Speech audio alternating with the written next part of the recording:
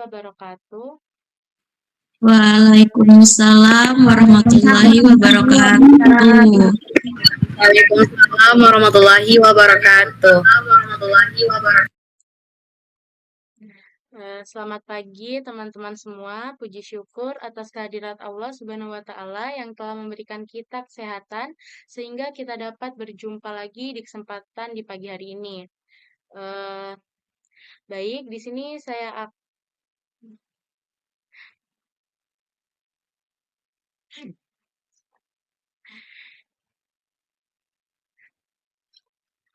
bagaimana kabar kalian hari ini? Alhamdulillah baik. Alhamdulillah baik. Alhamdulillah baik. Oke, semoga kita semua siap untuk belajar bersama pada pagi hari ini. Juga terima kasih kepada teman-teman semua yang telah bergabung pada pembelajaran hari ini. Jadi hari ini kita akan mempelajari sesuatu yang menarik, yaitu terkait MBTI. Sebelumnya ada yang sudah tahu apa itu MBTI? Belum.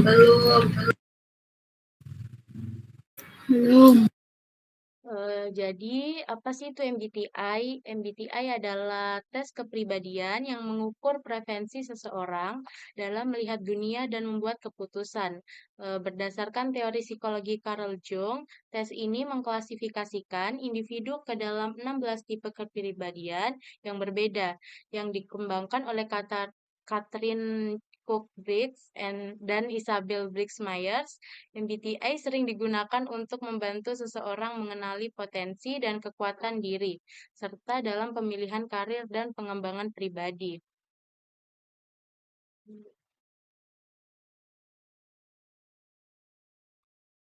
Adapun 4 dimensi MBTI, yang pertama itu ada extrovert dan introvert. Extrovert dan introvert adalah dalam psikologi, ekstrovert dan introvert menggambarkan bagaimana orang berinteraksi dengan dunia.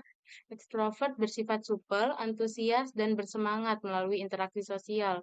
Sementara introvert mendapatkan energi dari kesendirian dan lebih menyukai pertemuan kecil serta percakapan mendalam. Selanjutnya ada sensing dan intuition. Sensing ini penginderaan atau salah satu dari dua fungsi persepsi di samping intuisi. Mereka yang lebih menyukai penginderaan berfokus pada informasi konkret dan masa kini, menggunakan kelima indera mereka untuk mengumpulkan data mereka. Mereka biasanya berorientasi pada detail, praktis, dan berlandaskan pada realitas. Sedangkan intuition atau intuisi adalah salah satu dari fungsi persepsi yang lainnya. Yang lainnya adalah penginderaan. Orang yang lebih menyukai intuisi biasanya berfokus pada pola, potensi, dan perspektif menyeluruh, alih-alih terpaku pada detail spesifik dan keadaan langsung. Lalu dimensi yang ketiga yaitu thinking versus feeling. Thinking adalah tipe pemikir yang cenderung mengutamakan logika, analisis objektif, dan rasionalitas dalam mengambil keputusan. Mereka sering berfokus pada kebenaran, keadilan, dan prinsip, serta mungkin lebih mengutamakan efisiensi dan efektivitas daripada mempertimbangkan pribadi.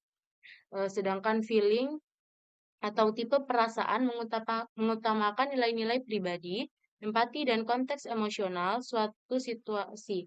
Mereka cenderung mempertimbangkan dampak keputusan mereka terhadap orang lain dan hubungan, serta menjunjung tinggi nilai-nilai harmoni pengertian. Oke, adapun 16 tipe kepribadian. Yang pertama ISTJ atau ahli logistik, yang kedua ada ISTP, virtuoso, lalu ada INFJ, advokat, INTJ yaitu arsitek, ISFJ pembela, ISFP petualang, dan INFP penengah. INTP ahli logika, SFJ konsul, SFP penghibur, ENFP juru kampanye, ENTP ahli debat, ESTJ eksekutif, ESTP pengusaha. INFJ protagonis, dan ENTJ komandan.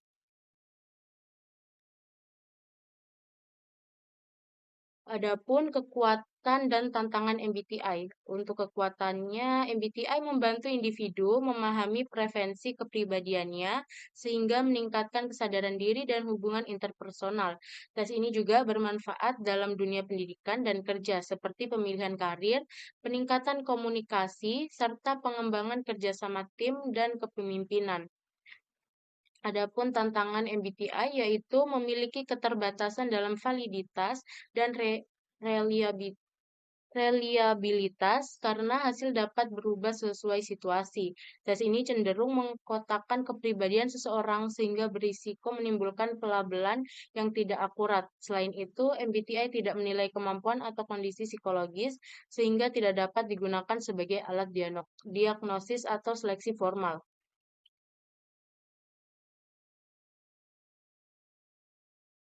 Jadi itu tadi materi yang dapat saya sampaikan. Apakah ada yang ingin bertanya terkait materi tadi? Izin saya mau bertanya. Ya, silakan.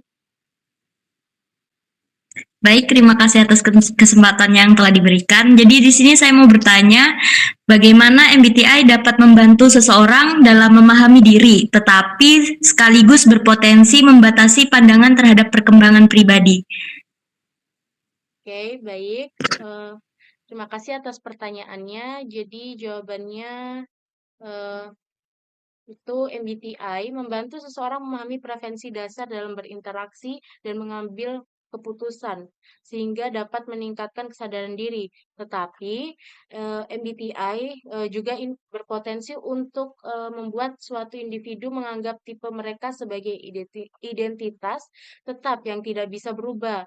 Hal ini dapat membuat seseorang merasa terkotak atau terjebak dan tidak membuka diri terhadap potensi perkembangan di luar preferensi awal mereka. Itu jawabannya. Apakah kamu paham? Ya, terima kasih. Sudah cukup. Oke. Mungkin itu saja materi yang saya dapat sampaikan. Terima kasih telah mengikuti pembelajaran pada pagi hari ini. Sekian dan terima kasih.